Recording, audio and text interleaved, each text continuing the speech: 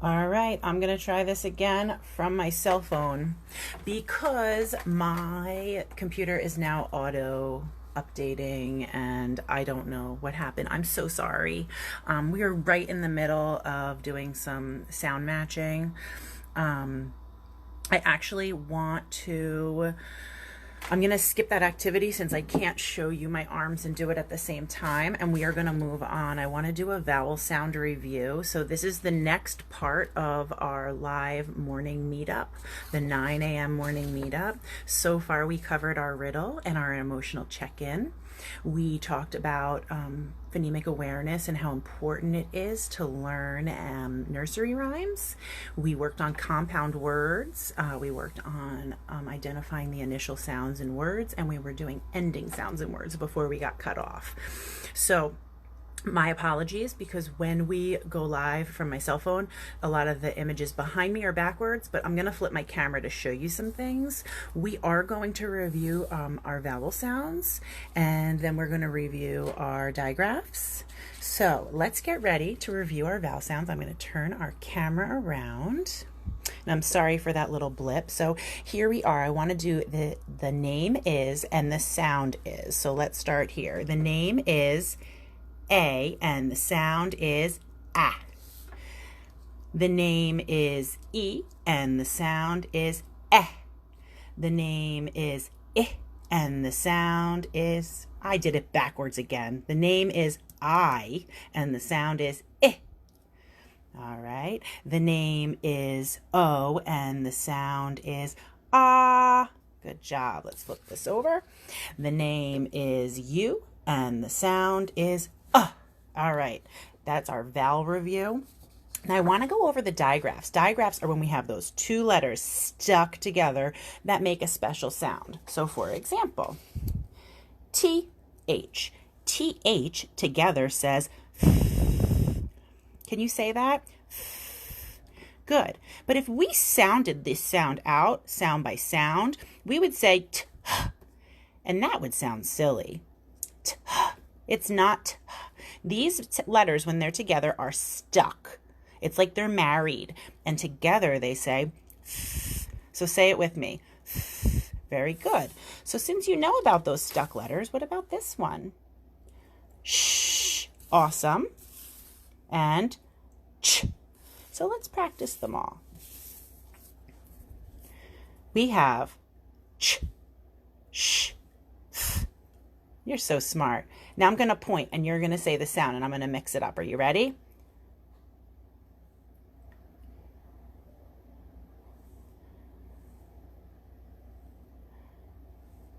Ah, good job. All right. Good job practicing your digraphs. Digraphs, ch, sh, and th. Awesome review. So, like I said before, we're having major technical difficulties today. Something went wrong with my laptop and my camera went blank. So it's updating now. I want to get through some more of the things I wanted to go over today. I had all these exciting things planned. Hopefully we can do it from my mobile device. All right, so we've done a lot so far. What I think is important right now is that we review our subitizing skill. So I wanted to review subitizing with teen numbers. So I am just going to do it a little bit differently today just because I don't have my hands free right now. So let me reverse my camera. And everyone knows that this is a full tens frame, right? How many? 10. Excellent. So I'm going to show a teen number using tens frames, and you're going to tell me what the teen number is, because we know that teens are a full 10 and some more ones. Are you ready? I'm going to show it, and you're going to say the teen number. What's the number? 14. Excellent. What's the number? 9. Good job. What's the number? Did you say 15? Awesome. What's the number? 12. What's the number?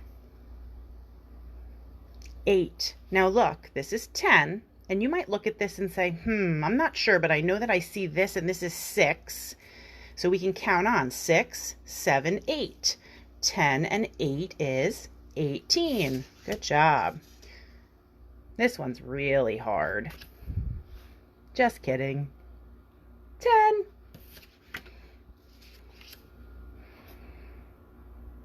16.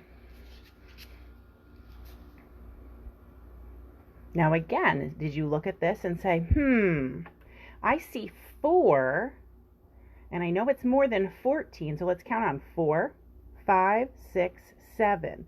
10 and 7 more ones is, 17. Good job. Couple more. 13. Awesome. And last one. 11. Awesome job, friends. All right.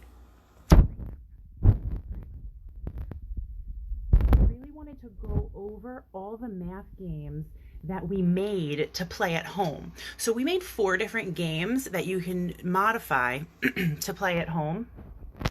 And I wanted to review them. So if you want to go back in a slower pace and review those games, I'm going to tell you what they were. So Monday, all right, on Monday we played teen numbers on tens frames. So we made a tens frame, 2 tens frames, and we used objects around the house to create teen numbers. All right, and that was a partner game. And then Tuesday, we made combinations of 10 on one of those tens frames. And then we wrote the equation for our tens facts, our tens friends. So that was Monday and Tuesday. And then Wednesday was the tally game, where we went outside and collected sticks or used pretzel rods or popsicle sticks or found something around our house to use to make the tally game. And then Thursday was the measurement game. That was yesterday, and there were some great things going on at home with the measurement game. I can't wait to tell you and show you some of the things that some of my friends did. Check the story. Actually, I'll tell you right now. Trevor and his mom and his siblings, right, used Twizzlers to measure, and they measured each other. He measured the table, and he did a really good job. He wrote it all down in his notebook, just like I showed you guys. So great. Awesome. So I am going to switch the direction of my camera, and I'm going to review the games. So here we go. All right. So the first one we played was teens on tens frames. So here's 2 tens frames that we made out of paper. Do you remember making these? I showed you how to fold them on Monday's lesson. So you would use objects, and I will use my dollar spot Target erasers. And we all know that a teens number has 1 full tens frame, right? A full 10. So I'm going to put my 10 carrots out here.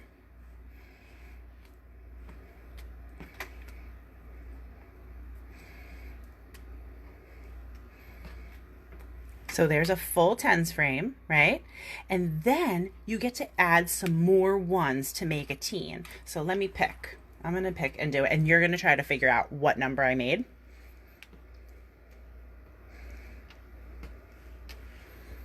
What's my number? Did you say 14? Awesome. So what you do is, if you're the one putting it down, your partner is writing the number 14 down in their notebook or dry erase board or chalkboard or on a piece of paper. All right. And then you switch and the next person goes and they create a teen number. So that's the game. You could play at home. You can do this with all kinds of objects. You can use raisins. I used raisins, I think, when we did this game. So that's the first game. That's Monday. Tuesday, we used 1 10 frame. So let me put my carrots to the side. And I am going to, oh, here it is. Here it is. So Miss Kavanaugh set it up like this. I just drew lines on my folded tens frame after I folded it.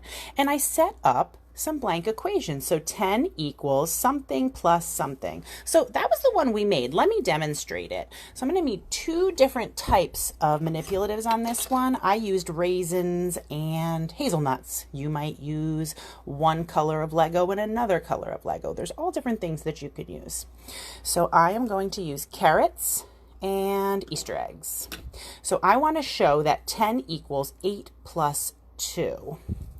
So let me do 8 carrots. 1, 2, 3, 4, 5, 6, 7, 8. And again, at home, you might not have these racers that I have. That is okay.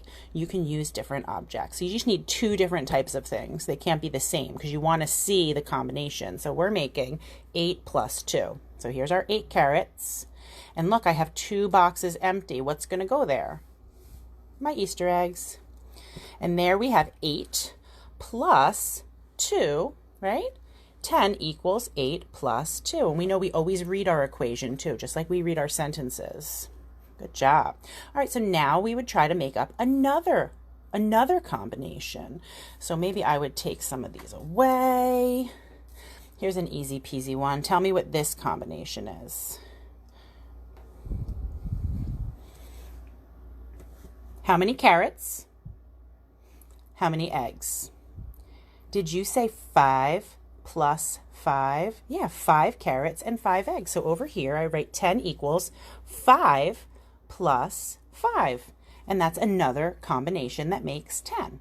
So that's the combination game. That was Tuesday. That was Tuesday's lesson. If you want to revisit Tuesday and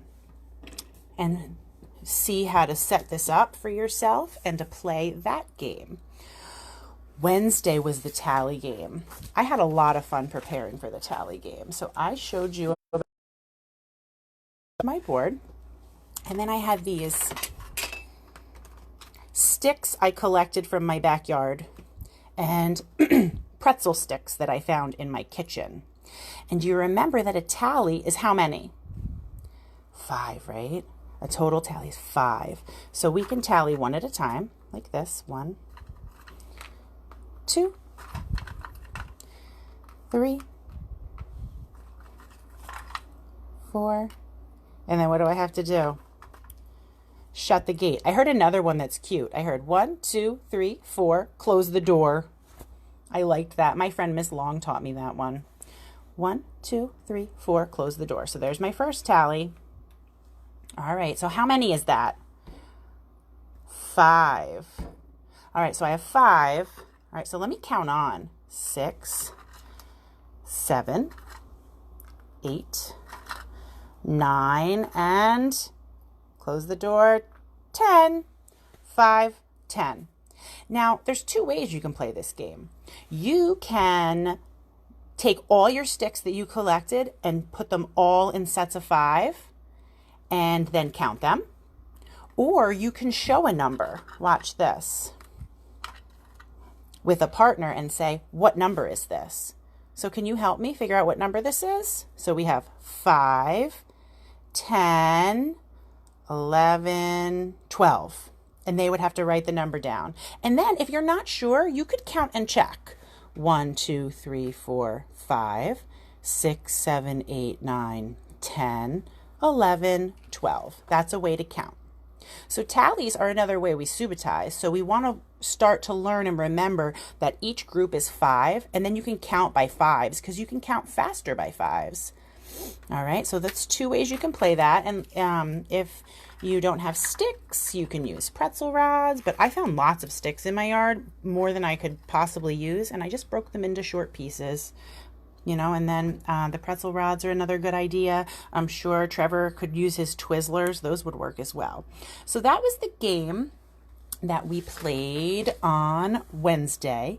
And then yesterday was the measurement game. So yesterday I showed you to set up your notebook or piece of paper like this. We talked about non-standard measurement. That means we didn't use a ruler. We didn't use a measuring tape. We picked a tool. Your tool might have been a pretzel stick or a pencil or a eraser, or like Trevor used, he used Twizzlers. All right. And then I made a list of things in my house. You could put things other than I put here, but these were just some examples. So whatever we measured with, so if I was Trevor, I would have written Twizzlers. Then how many Twizzlers long is the bed, the table, the couch, the book, a chair, sink, your pet, your brother, your sister, and a cup.